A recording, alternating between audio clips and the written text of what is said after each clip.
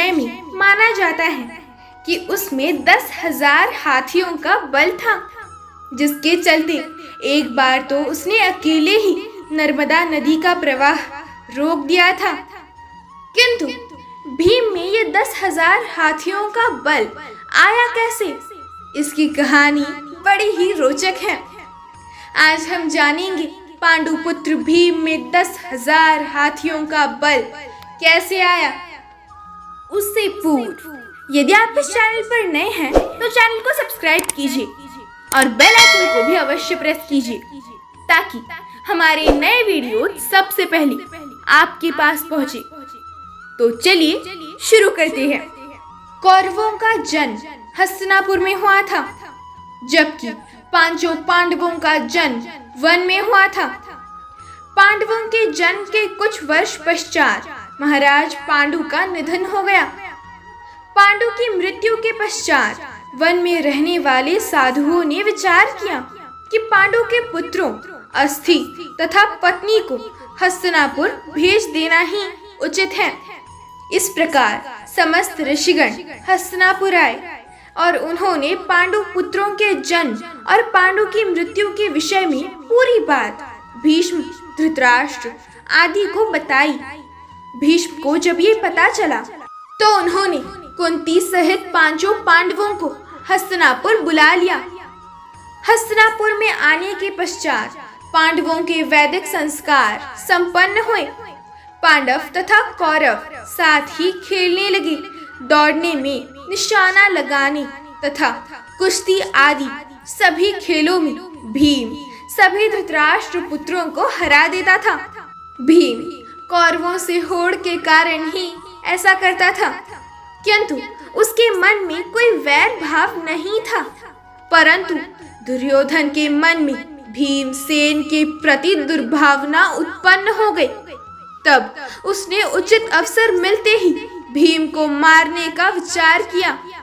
दुर्योधन ने एक बार खेलने के लिए गंगा तट पर शिविर लगवाया। उस स्थान का नाम रखा उदक क्रीडन। वहां खाने पीने इत्यादि सभी सुविधाएं भी थी। दुर्योधन ने पांडवों को भी वहां बुलाया।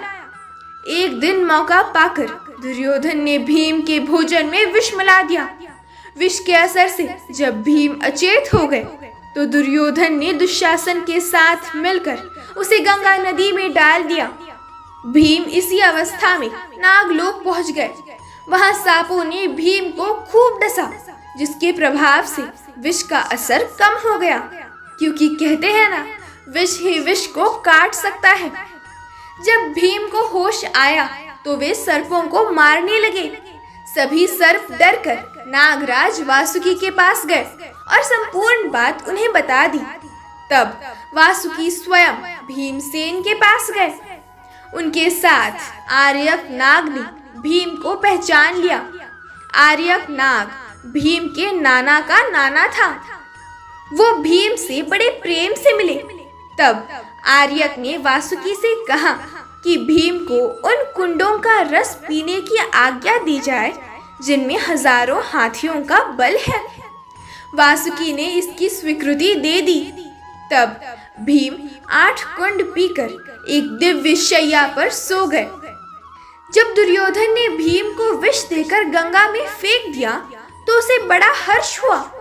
शिविर के समाप्त होने पर सभी कौरव एवं पांडव भीम के बिना ही हस्तिनापुर के लिए रवाना हो गए।